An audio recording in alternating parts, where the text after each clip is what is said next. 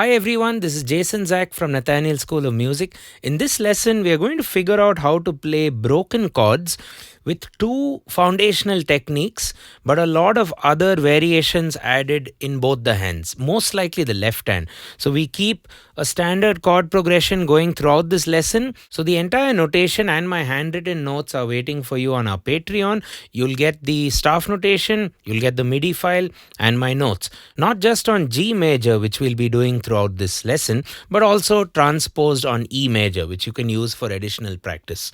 Okay. So first off, what is a broken chord? Now, people generally consider arpeggios as broken chords, but I tend to reserve arpeggios for what they are. They are completely broken chords. So it's like playing one by one notes in the chord. So this could be an arpeggio. We're just going in a cycle, in a pendulum-like manner, while the complete opposite of arpeggio would be full chords or block chords, where you hit everything together. Now with block chords also you could play it in an interesting way, maybe flam it a bit, things like that. With arpeggios you can obviously add an extra note, but generally speaking arpeggio is fully broken one by one. Block chords are together. So what's broken chords? The things that are in between, or the patterns that are in between. So things like you play two together and then one, or another set of two which are at different points and then one. So we'll first start by learning the chord progression and then applying that to the basic patterns. So before we get started, it'll be nice if you can consider hitting that subscribe button and turn on the bell for regular notifications. Let's get cracking. So the chords. It's on G major scale, one sharp, namely F sharp. So you have the chords are G major, C major, E minor, D major, C over G, G. Okay, so there's a quick change at bar 3 and bar 4. Bar 1 and 2 is for 4 counts. So the way I'm playing the chord is in and around middle C. So I'll choose the second inversion of G major. DGB. So DGB, gliding to EGC, and then gliding to, not gliding, it's actually almost in common, the notes, right? So it's very easy to play. DGB, and now you retain that G in common, EGC, and now for E minor, just drop the C down to B. And now slide down, EGB, D F sharp A. And just to make it interesting, I'm playing the C major in root position with the G bass. And then ending with the first inversion of G. So you take yourself through a good amount of stuff. 1, 2, 3, 4. 1, 2, 3, 4. 1, 2, 3, 4. 1, 2, 3, 4. So you might want to get your keyboards out and play along with me. Let's do that again slowly. 1, 2, 3, 4. 1, 2, 3, 4. 1, 2, 3, 4. 1, 2, 3. Find a safe speed for playing this in. You don't want to play it a bit too fast to the point that it's tough to actually shift between the chords. For instance, yeah, and now I'm taking time. So another tip would be think of the next chord while you're playing the current chord. Okay, C major. I've already visualized it. There we go. E minor. D major. Quick change. C over G. So I have to remember to play G in the bass. You could even play a G up.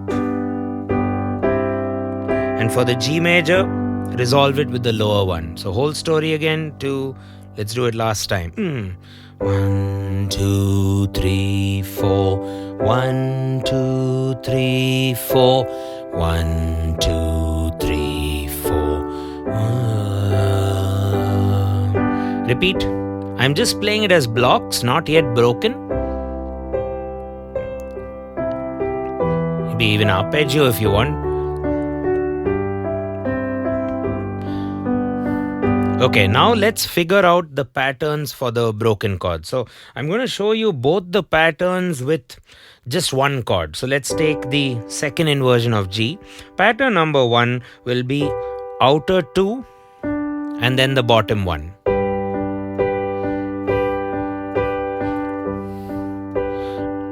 Count out loud. 1, 2, 3, 4. So what's happening is you're feeling these as eighths or quavers dividing by 2, if you will. 1, 2, 3, 4. You could even count and 2 and.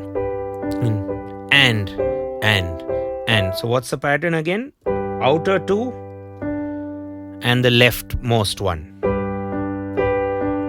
Let's keep the G going. Play along with me. Also focus on volume. 1, 2, 3, 4. You could hit the downbeat strong or the upbeat strong. Not all, but wherever. You should be in control over the volume is very crucial. So maybe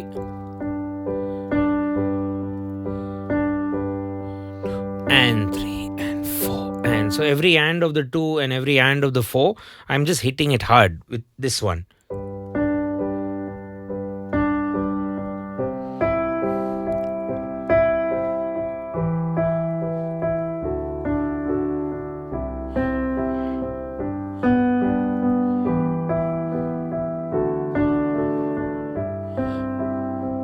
There we go. Every 1 and 3 harder. So now we're doing the broken chord pattern over the whole progressions. Let's do that together. 2, 3, 4, 1. Left hand could play either single roots like this or it could play octaves. 3, 4, 1. 1, 2, 3, 4. 1, 2, 3, 4. Okay. One more time. 3, 4. And these are all accompaniment patterns. So I'd encourage you, after a certain point, try to bring in some melody. This is to support a melody. So maybe sing. Na na na na na na na na. Na na na na na na na na dee dee doo doo doo da da da da da ooh da da da da. Okay. So that's pumping. So you should even be able to play this block chord system and have a chat with someone in your house, or it should be very, very set. So what's the second block chord pattern? Another nice pattern, which it will be. It's nice when you want to play the chords a bit faster, I guess, compared to out 2 and the in 1. You can call this as out in, because it's focusing on the outer 2 notes and the inside 1 note. So 2 and then 1. So that'll go.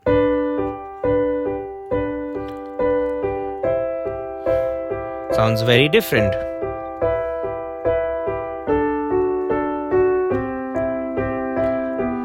With the bass.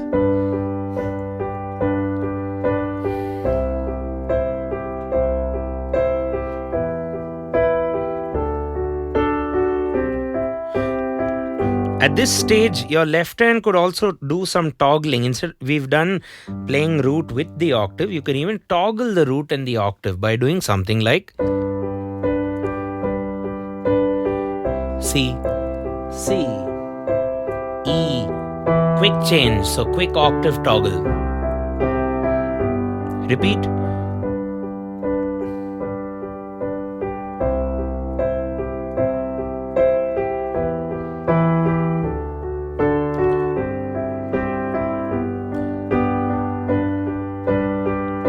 What about the other pattern? And now, second pattern. Okay, it's also interesting to note that if you just delay the eighth note by a little bit, or even think of it as a triplet feel, triplet, and not play the middle one, instead drift it, or drift the eighth note, or only focus on the 1 and a 2, a 3, a 4, you get a nice swing feel.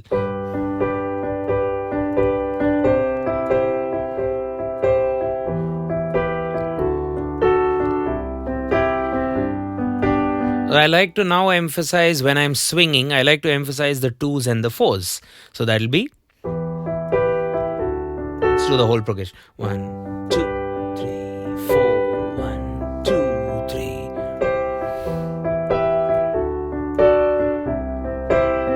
If you're a bit more advanced, you realize that you can play E minor, but then stack it up with an extra note. The bottom note goes up, adds up to the top. It further accents.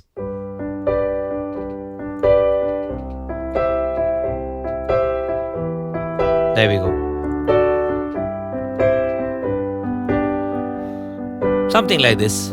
Let's try the other pattern.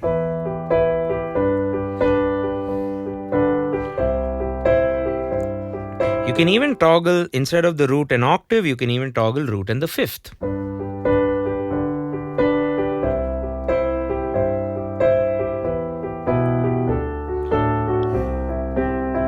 Or literally any chord tone. When I'm doing the out-in pattern, I tend to like playing it a bit faster. And the swing sounds better. So maybe the out-in is designed more for swing, I guess. Let me know your thoughts in the comments. And other songs that might go with this. Maybe Let It Be or Imagine, things like that.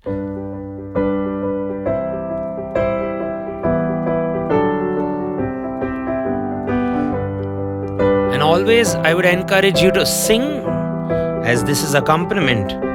So at least try to sing maybe a chord tone of one of the chords in the right hand. For instance, ta na ta na na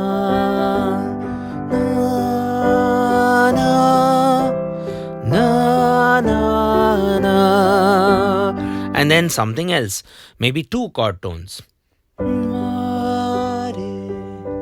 La re, tu re, la re, u re, o re, o re, he ru ru ru. It's also good to practice this on multiple scales as well. So we have E major notated for you on our Patreon. Do check it out. Let me briefly show you E. Same story, second inversion.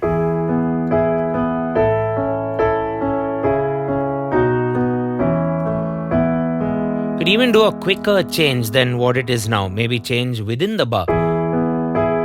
Change, change, change, change, change. Or back to.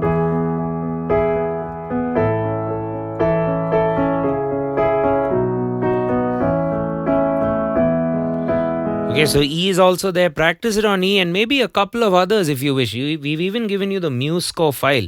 You could open it into open source software MuseScore and just transpose it and practice. We could also add a few more things to the left hand once you get familiar with the right hand broken. So maybe things like passing bass.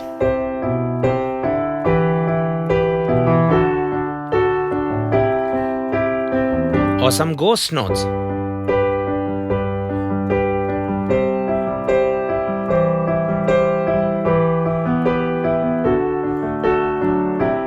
There we go. Ta-na-na-na-na-na. Ta-na-na-na-na-na.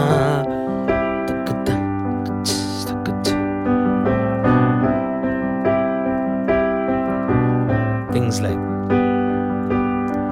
We can also do a few more broken chord patterns, a few more on other time signatures. That will be fun. For example, if you have to do this over a 3/4 or triplet feel, things like that. So there's a lot going on in my head right now, but I think this should do for this lesson. We can also do left hand broken while the right hand plays a melody,